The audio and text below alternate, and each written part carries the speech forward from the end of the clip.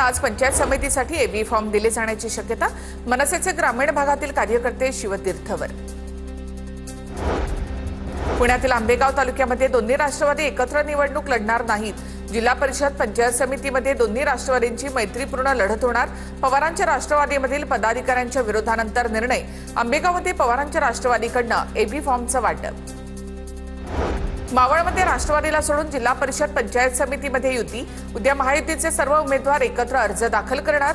बाळा भेगडे यांची माहिती, राष्ट्रवादीसोबत कोणतीही युती होणार नाही, बाळा भेगडे यांच्याकडनं स्पष्ट। पुण्यामध्ये अजित पवारांनी भाजपची बी टीम म्हणून काम केल्याचा काँग्रेसचा आरोप। काँग्रेस शहर अध्यक्ष अरविंद शिंदेंचा दादांवर निशाणा। मतविभागणीसाठी फडणवीसांनी अजित पवारांना वेगळं लढण्याचे आदेश दिले, अरविंद शिंदे यांचा दावा। जळगाव जिल्हा परिषदेमधील आरोग्य विभागातील 4 कर्मचाऱ्यांचं निलंबन। दिव्यांग प्रमाणपत्र तपासणीमधील टक्केवारीमध्ये तफावत आढळून आल्यामुळे कारवाई। त्यातील 3 आरोग्य सहाय्यक तर 1 आरोग्य सेवक असल्याची माहिती।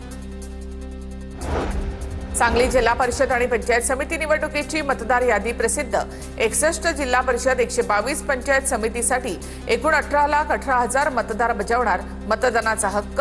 यंदा सांगलीमध्ये महिलांच्या संख्येपेक्षा पुरुषांची मतदार संख्या जास्त असल्याची माहिती।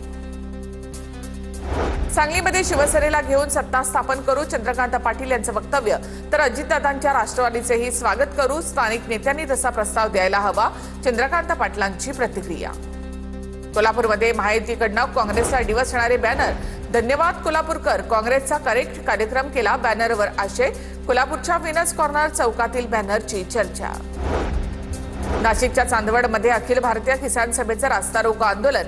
वयोवृद्धांना दरमहा 2,000 रुपये पेन्शन देण्याच्या मागणीसाठी आंदोलन। हिंगोलीमधील लाडक्या बहिणी हप्ता न मिळाल्यामुळे संतप्त। लाडक्या बहिणींची जिल्हाधिकारी कार्यालयामध्ये मोठी गर्दी। मुख्यमंत्री समृद्ध पंचायत राज अभियानांतर्गत ठाणे जिल्ह्यामध्ये सेलिब्रिटींच्या गाव भेटी। भिवंडी, शहापूर आणि मुरबाड तालुक्यात जनजागृती कार्यक्रम उत्साहामध्ये संपन्न। ठाणे जिल्हा परिषदेच्या वतीने सेलिब्रिटींच्या भेटींचं आयोजन। अमरावती विभागीय आयुक्त कार्यालयासमोर ग्राम महसूल अधिकाऱ्यांचं आंदोलन। फेस रिडिंगच्या विरोधात ग्राम महसूल अधिकारी आक्रमक। जिल्हाधिकाऱ्यांनी घेतलेला निर्णय तात्काळ मागे घ्यावा, अन्यथा मोर्चा काढू, कर्मचाऱ्यांचा इशारा। वाशिम जिल्ह्यामध्ये लाडक्या बहिणींचा जिल्हाधिकारी कार्यालयावर मोर्चा। केवायसी करून हप्ता न मिळाल्यामुळे लाडक्या बहिणी संतप्त। सर्वांना हप्ता द्या, अन्यथा योजना बंद करा, लाडक्या बहिणींची मागणी। धुळे जिल्ह्यामध्ये 2,80,000 हेक्टरवर रब्बी हंगामाची पेरणी, यामध्ये गहू, हरभरा, मक्याचा समावेश। मात्र गेल्या 2 दिवसांपासून ढगाळ वातावरण असल्यामुळे मका पिकावर रोगाचा प्रादुर्भाव।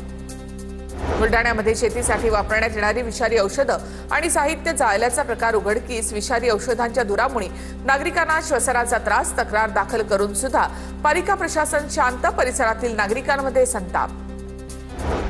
अहिल्यानगरच्या अकोले तालुक्यामधील कुमशेट डोंगरावर अडकलेले 12 पर्यटक सुखरूप परतले। भ्रमंतीसाठी आलेले मुंबई आणि नाशिकमधील पर्यटक आजोबा गडावर अडकले होते। पोलीस आणि स्थानिकांच्या मदतीने सर्वांना सुखरूप खाली आणण्यात आलं।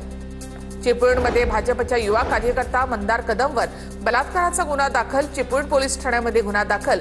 14 वर्षीय मुलीवर अत्याचार केल्याचा आरोप, पोस्को अंतर्गत गुन्हा दाखल। मुंबईमध्ये लवकरच आता 80 मजली 30 मजली बिहार भवन उभं राहणार। बिहारमधील भाजप जेडीयू सरकारकडनं भवनासाठी प्रशासकीय मान्यता। नितीश कुमार सरकारकडनं 314 कोटी 20 लाख रुपयांचा निधी देखील मंजूर। आणि एक महत्त्वाची बातमी,